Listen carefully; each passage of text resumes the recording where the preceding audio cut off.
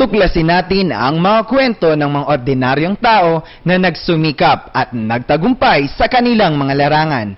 Ito ang kwento na kung saan tatlo lang ang nakakaalam. Ikaw, ako, at ang taong bayan. Ako si Hans, at samahan niyo ako sa kwentuhang ito. Tara, magkwentuhang bayan tayo.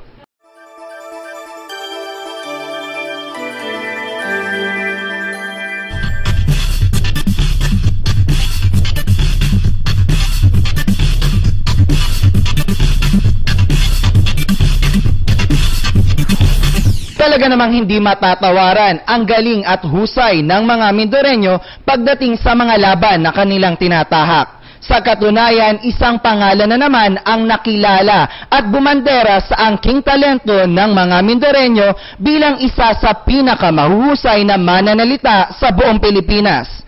Ito ay sapat na upang maging kampiyon siya sa Voice of Asia National Finals at irepresenta ang Pilipinas sa Voice of Asia International Speech Competition. Halika kayo at ating kilalanin si Hannah Faith Saab. I hope that you pray for me and that you'd be there to support me. Muli na namang namayagpag ang isang Mindoreño sa isang national competition at sasabak sa international competition, dala ang bandila ng Pilipinas. Si Hannah Faith Saab, isang mag-aaral ng Oriental Mindoro National High School, ang napili bilang national champion sa Voice of Asia Speech Competition. Ngunit sino nga ba si Faith bilang isang kabataan? Hi, I'm Hannah Faith Pinada Saab from Oriental Mindoro National High School. Ako po ngayon ay 16 years young. If you would see me on the street, I'd be a typical girl, really unassuming as described by my parents and teachers. But on stage, I can turn into a tiger, also described by my coach, Ma'am Glisel Hernandez.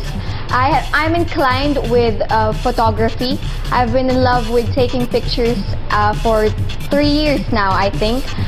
Aside from taking pictures, I also love photo editing and manipulating digitally, which is I love designing tarpaulins for my friends, flyers, editing movies, videos, absolutely everything to do with digital art. Sa aming panayam sa kanya, ibinahagi niya sa amin kung paano siya nagsimula bilang isang magaling na mananalita at kung anong mga hirap at hamon ang kanyang napagdaanan sa linyang kanyang kinabibilangan. So this competition that I joined, it started actually with a division level. We had a sort of elimination from the division level. There were, I think, 20 participants, and out of these 20, I was picked as the best. And from the division level, the regional level was held in the DepEd regional office, which was in Manila, and it was a bit more difficult than the division level, of course. For the national level, it was held in Emilio Aguinaldo College, also in Manila. I think the biggest challenges that I faced for the preparations and the trainings in the competition was actually just the pressure from everyone else, because they all expected me to win, and honestly, I didn't really think that I could do it. But with prayer, with trainings, and with the support from my parents, I'm still a bit overwhelmed, though it might sound weird that up to now I'm overwhelmed, but I am, that I actually won a national competition.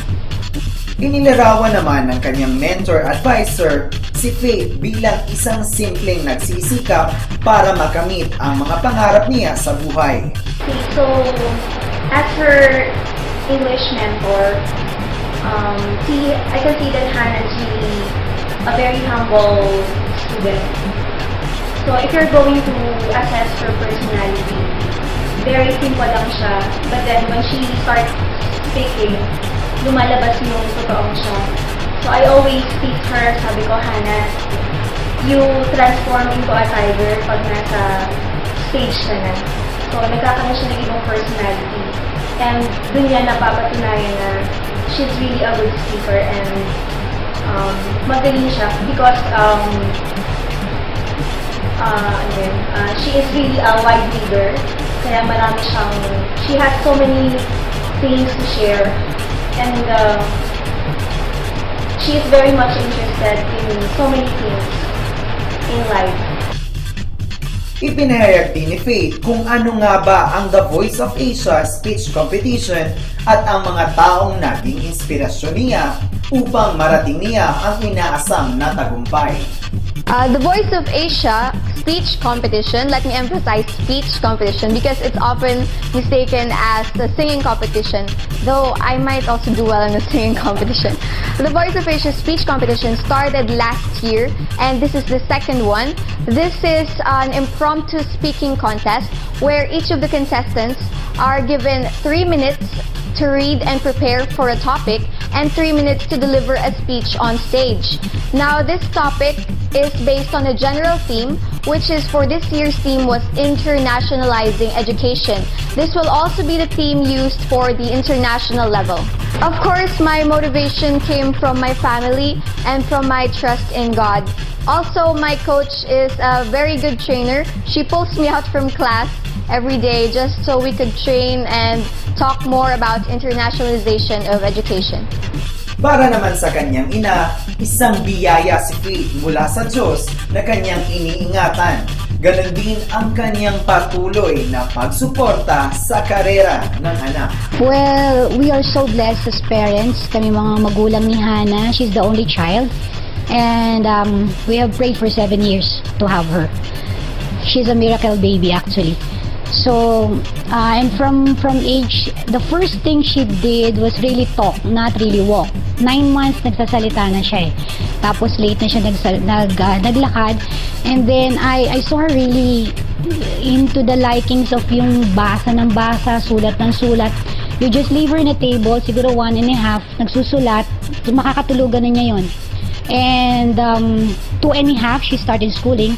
And the Lord is so good kasi as we are pastors, no, we are not income generating parents, pero gusto namin the best sa magulang namin.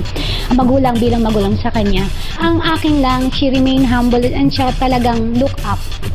It's always the Lord. Sa kanya galing lahat. So this, huwag ka ma-pressure anak. Alam kong lahat na pinapressure ka ng sambayan ng Pilipinas because we are the defending champion. Pero para sa amin, manalo matalo, you will always be a winner and you'll always be a champion in our hearts. Naging saksi naman kami sa husay niya sa pagsasalita matapos niyang ibahagi sa amin ang buod ng kanyang talumpati sa nakaraang national finals. I'm going to start my speech with a parody of a famous quotation. The Philippines is like a box of chocolates. You never know what you're gonna get. I could not agree more with the speaker before me. We are all human. We have weaknesses and strengths.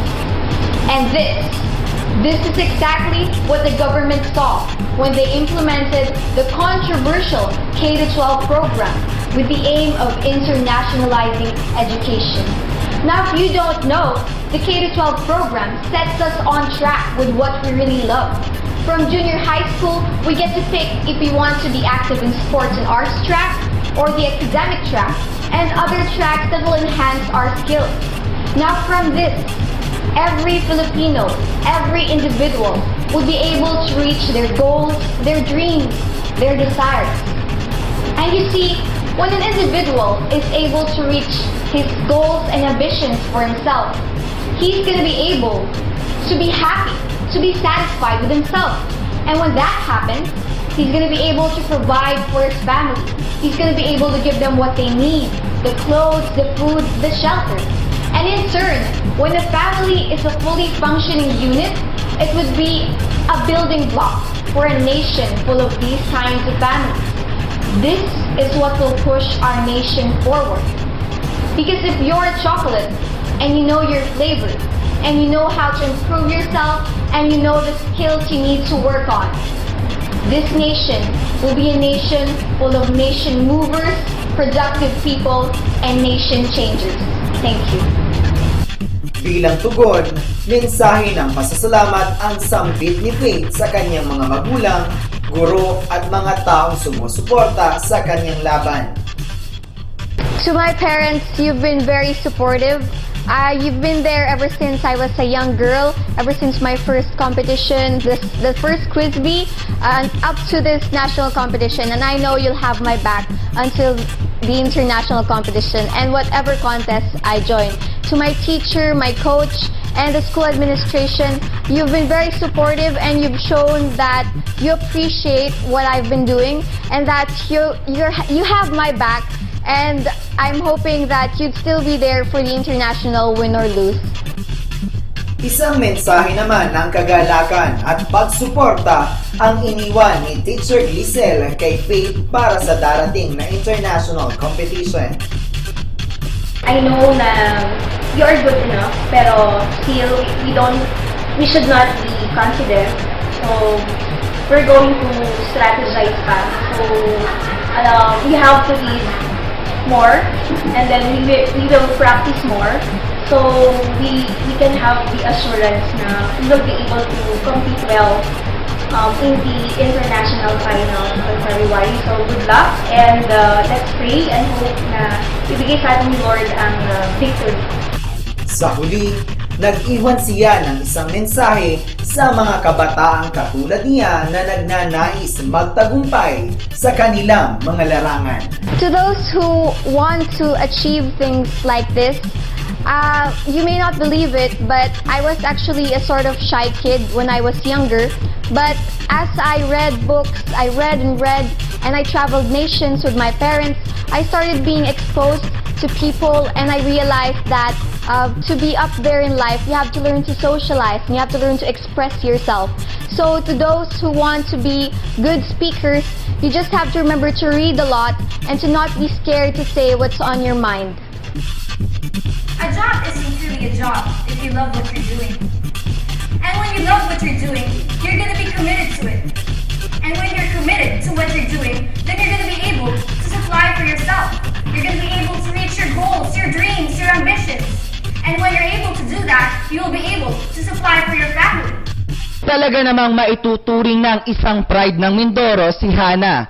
Isa lamang siya sa mga pangalang gumuhit at tumatak na sa puso ng mga Mindoreño bilang isa sa pinakamagagaling na nagrepresenta sa isang dugong Mindoreño. Naway maging inspirasyon ka sa iba upang mas galingan pa nila sa kanilang tinatahak na landas. At mga kaibigan, samahan niyo ulit ako sa susunod nating kwentuhan. Marami pa tayong lugar na pupuntahan at tagumpay na pag-uusapan. Ako si Hans at Mindoreño, magtagumpay ka!